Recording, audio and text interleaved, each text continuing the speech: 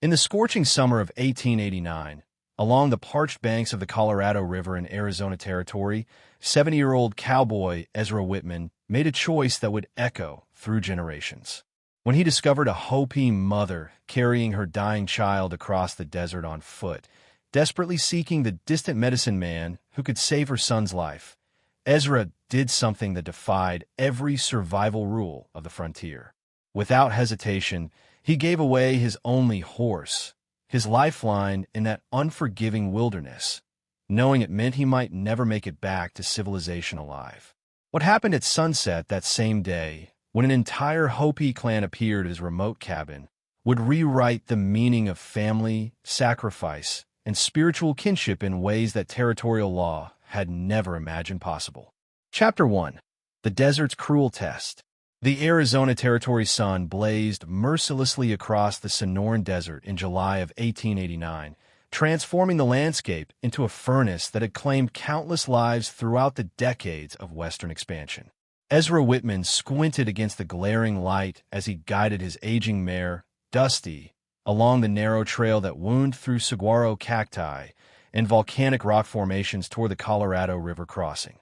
At 70 years old, the former Texas Ranger had spent 5 decades surviving frontier hardships, but this particular summer tested even his legendary endurance with temperatures that soared beyond human tolerance. Ezra's weathered hands gripped Dusty's reins with the careful attention of someone who understood that his 17-year-old horse represented not just transportation, but survival itself in this hostile environment. The nearest settlement lay 40 miles behind them, while his isolated cabin waited another 15 miles ahead through terrain that killed unprepared travelers with ruthless efficiency. Water sources had dried to dangerous levels during the extended drought, making each journey a calculated risk that required precise knowledge of hidden springs and seasonal streams. The old cowboy's sharp eyes caught movement among the mesquite trees ahead, a stumbling figure that moved with the desperate determination of someone pushed beyond normal human limits.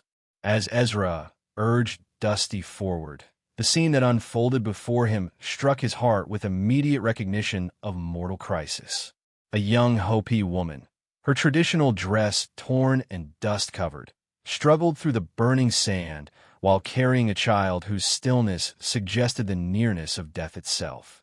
The mother's face bore the exhaustion of someone who had walked impossible distances without rest, her cracked lips and sunburned skin telling stories of days spent crossing the desert without adequate protection. Yet her eyes burned with maternal determination that transcended physical suffering, the fierce love that drives mothers to attempt miracles when their children's lives hang in the balance. The boy in her arms, perhaps 6 years old, showed the telltale signs of severe heat stroke combined with what appeared to be snake venom poisoning, his shallow breathing barely visible in the harsh daylight. When the woman saw Ezra approaching on horseback, she summoned her last reserves of strength to call out in broken English mixed with desperate Hopi phrases. Her message emerged through parched vocal cords with crystal clarity despite her weakened state. Her son needed the medicine man at Walpi Village, 30 miles distant across the most treacherous stretch of desert in the territory, and she had been walking for 2 days after their wagon had broken down, leaving them stranded in the wilderness. Chapter 2. Walking into Uncertainty. Without a moment's hesitation, Ezra Whitman dismounted from Dusty and began adjusting the saddle straps with practiced efficiency. The Hopi mother watched in bewildered silence as the 70-year-old cowboy checked the mare's water supply and tightened the saddlebags containing his remaining provisions. His movements carried the decisive authority of someone who had already calculated the consequences and accepted them completely, understanding that what he was about to do violated every survival instinct the frontier had taught him. Ezra lifted the dying child with surprising gentleness for hands roughened by decades of ranch work, securing the boy carefully in the saddle before helping the exhausted mother mount behind him. He handed her Dusty's reins along with detailed instructions about the trail markers she would need to recognize, the hidden spring 12 miles ahead where the horse knew to stop for water, and the Apache warning signs that meant she should circle wide around certain canyons. His voice remained steady despite the magnitude of what he was sacrificing in this moment of critical decision. The mother's eyes filled with tears of disbelief as understanding dawned about what this stranger was offering. She tried to refuse, gesturing frantically at the empty desert that would surely claim an old man traveling on foot without adequate supplies. But Ezra simply slapped Dusty's flank, sending the reliable mare into her steady traveling gait that had covered thousands of territorial miles throughout their 17 years together. The horse looked back once, confused by her master's absence, before training overcame instinct and she continued forward with her precious cargo. Ezra stood alone in the scorching desert, watching his only means of survival disappear into the shimmering heat waves that distorted the horizon. At 70 years old, with arthritic joints that protested every movement and 15 miles of hostile terrain between himself and shelter, he had just signed what most frontiersmen would consider his own death warrant. The temperature approached 115 degrees, while his single canteen contained perhaps enough water for 6 hours if carefully rationed. Yet something in his weathered face suggested peace with his decision. The satisfaction of knowing that sometimes being human meant choosing another's life over your own survival. Chapter 3. Sacred Journey of Hope. The Hopi mother, whose name was Iana, meaning eternal blossom in her native tongue, urged Dusty forward with desperate precision as the afternoon sun reached its most punishing angle across the Arizona desert. Her son, Little Eagle, lay limp against her chest, his fever-ravaged body requiring constant support to remain in the saddle despite Ezra's careful positioning. The old cowboy's instructions echoed in her mind as she navigated the treacherous trail, following landmarks he had described with remarkable detail despite the urgency of their brief encounter. Iana's journey carried significance that extended far beyond a mother's desperate attempt to save her child. Little Eagle had been identified at birth as a future spiritual leader for their clan, bearing birthmarks that corresponded to ancient prophecies about a child who would bridge the widening gap between traditional Hopi ways and the encroaching modern world. The snake that had bitten him during a ceremonial gathering had been interpreted by some as an evil omen, while others believed it represented a spiritual test that would either confirm or deny his destined role within their society. The medicine man at Walpi Village, known as Grandfather Crow, possessed knowledge of antidotes that had been passed down through 30 generations of healers. His understanding of desert pharmacology included treatments derived from sacred datura, prickly pear enzymes, and mineral compounds found only in certain volcanic formations. But timing was critical. The specific combination needed to counter both snakebite toxicity and advanced heat stroke required administration within a narrow window that was rapidly closing with each passing hour. Dusty proved worthy of Ezra's trust, maintaining a steady pace despite the oppressive heat and unfamiliar riders. The mare's training became evident as she automatically veered toward the hidden spring exactly where the old cowboy had predicted, her memory of countless journeys along this route serving as an invisible guide through the hostile landscape. Iana allowed the horse a brief drink while pouring precious water over Little Eagle's burning skin, whispering prayers in the ancient language that connected her people to spiritual forces older than human memory. As the sun began its descent toward the western mountains, painting the desert in shades of gold and crimson, Walpi Village finally appeared on the distant mesa. The ancient Pueblo settlement, continuously inhabited for over 800 years, stood as a testament to Hopi resilience and adaptation. Iana's arrival on the stranger's horse, carrying the prophesied child whose life hung by threads of fate, would set in motion events that neither she nor Ezra could have imagined. Chapter 4. Gathering of the Clan. The arrival of Iana at Walpi Village on a stranger's horse sent immediate ripples through the ancient Pueblo community, as tribal members recognized both the prophesied child she carried and the unusual circumstances of her appearance. Grandfather Crow emerged from his medicine lodge with remarkable speed for someone who had witnessed 92 summers, his ancient hands already preparing the sacred healing compounds that would battle the dual poisons coursing through Little Eagle's weakening body. The treatment began immediately, with prayers and medicine working in harmony according to traditions that predated European contact by millennia. As Grandfather Crow worked to save the child's life, Ayana's breathless account of the old cowboy's sacrifice spread through the village like wildfire across dry grassland. The elderly white man who had given his only horse, condemning himself to almost certain death in the desert, challenged every assumption the Hopi people held about the settlers who had brought such disruption to their ancestral lands. Chiefs and clan mothers gathered in the central plaza, their faces reflecting the gravity of discussing a debt that transcended normal reciprocal obligations. Chief Hinovi, whose name meant strong deer, and whose leadership had guided the village through 20 years of territorial challenges, called for an immediate council session that included representatives from all 7 Hopi clans. The spiritual implications of Ezra's sacrifice required careful consideration through the lens of prophecy and traditional law. According to their most sacred teachings, anyone who freely gave their own life force to preserve a child of prophecy became spiritually bonded to the entire tribe through connections that superseded blood relations. The debate that followed incorporated perspectives from warriors who distrusted all white settlers, mothers who understood the universal nature of parental love, and spiritual leaders who recognized divine intervention in the day's events. Singing Woman, the eldest clan mother whose authority in spiritual matters was absolute, reminded the assembly that their ancestors had prophesied a time when an elder from beyond their people would perform a sacrifice that would create new kinship patterns. The prophecy specifically mentioned, "One who walks so others might ride," a phrase that seemed to describe Ezra's actions with uncanny precision. Young warriors volunteered to search for the old cowboy, understanding that the desert would show no mercy to a 70-year-old man traveling on foot without adequate supplies. The speed of their response would determine whether they would find a living benefactor or merely a body to honor with proper burial rites. As Grandfather Crow emerged from the medicine lodge with news that Little Eagle would survive, Chief Hinovi made the decision that would transform territorial relationships forever.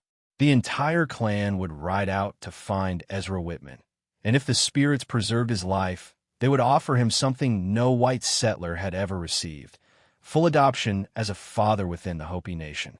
Chapter 5. Ceremony of the Setting Sun. The sun hung low on the western horizon, painting the Arizona desert in brilliant shades of orange and purple, when the Hopi search party discovered Ezra Whitman collapsed beneath an ancient Joshua tree 8 miles from where he had given away his horse. The old cowboy had managed to cover a remarkable distance for someone his age, using every trick learned during 50 years of frontier survival to maximize his chances. He had traveled during the cooler morning hours, sought shade during the sun's peak, and followed animal trails that offered the most efficient routes through the challenging terrain.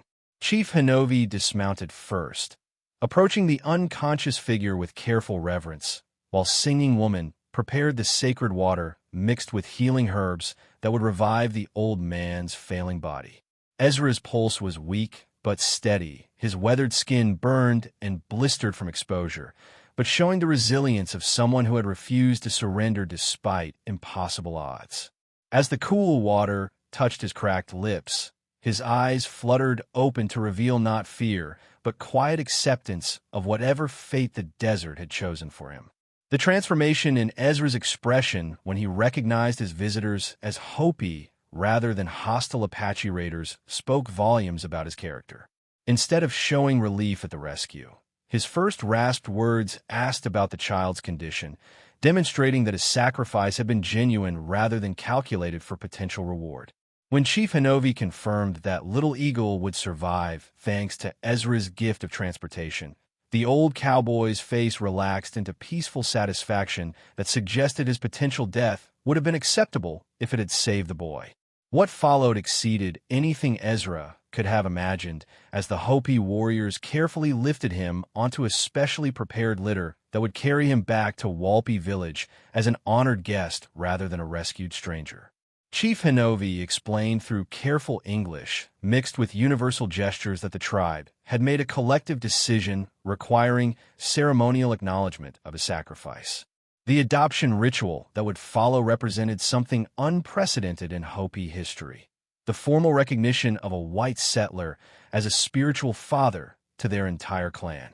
As the procession moved through the desert with Ezra carried like visiting royalty, singing woman began the ancient chants that would prepare spiritual space for the transformation about to occur. The songs told stories of sacrifice and kinship that transcended blood, of spirits that recognized pure hearts regardless of skin color or cultural origin.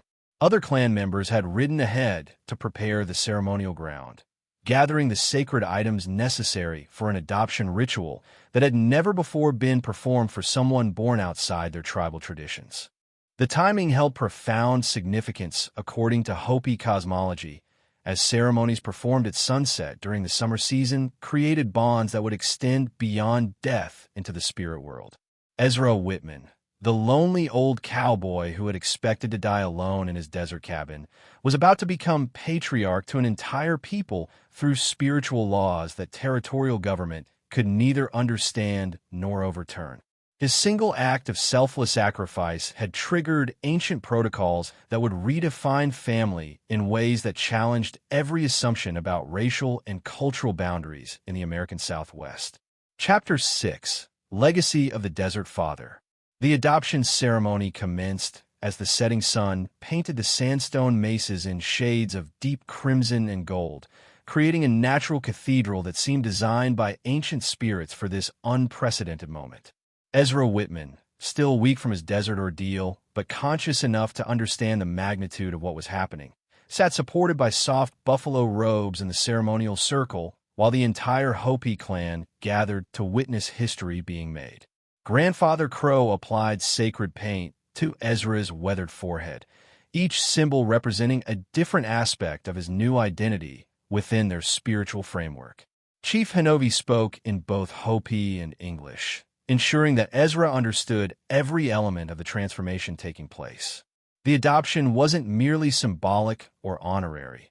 According to Hopi law that had governed their society for over 1,000 years, Ezra would possess all the rights and responsibilities of a clan father. This included access to sacred knowledge typically forbidden to outsiders, the authority to speak in council meetings, and most remarkably, the obligation to have his welfare considered in all tribal decisions as if he had been born into their bloodline. Little Eagle, still weak but alert enough to participate, was carried forward to perform a crucial role in the ceremony. As the child whose life Ezra had saved, he would serve as the spiritual bridge connecting the old cowboy to the entire clan structure. The boy placed a turquoise medallion around Ezra's neck, an ancient symbol of protection that had been passed through 40 generations of clan leaders.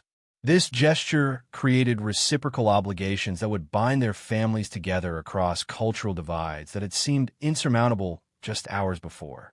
The practical implications of Ezra's adoption extended far beyond ceremonial recognition. His isolated cabin would become a recognized extension of Hopi territory, providing a safe haven for tribal members traveling through hostile regions. His knowledge of territorial law and settler customs would help the clan navigate increasingly complex legal challenges as Arizona moved toward statehood. Most importantly, his story would serve as living proof that humanity's common bonds could transcend the artificial barriers that fear and misunderstanding had constructed between peoples. As the ceremony concluded with the entire clan singing songs that welcomed their new father into the eternal fabric of their community, tears streamed down Ezra's weathered face. The lonely cowboy who had resigned himself to dying forgotten in the desert had instead found a family numbering in the hundreds, each member now bound to him through spiritual laws that death itself couldn't sever. The transformation was complete. Ezra Whitman had become Desert Father, a title that would be remembered in Hopi oral tradition for generations as proof that sacrifice and love could unite even the most unlikely of souls. If Ezra's incredible story of sacrifice touched your heart, hit that like button right now and subscribe for more legendary frontier tales that prove humanity's greatest strength lies in compassion, not conquest. These aren't just stories. They're real moments when ordinary people chose love over fear and changed history forever. What would you sacrifice to save a stranger's child? Would you risk everything like Ezra did? Share your thoughts in the comments below, and remember to ring that notification bell so you never miss another powerful tale of courage and unity from the American frontier. See you in the next video.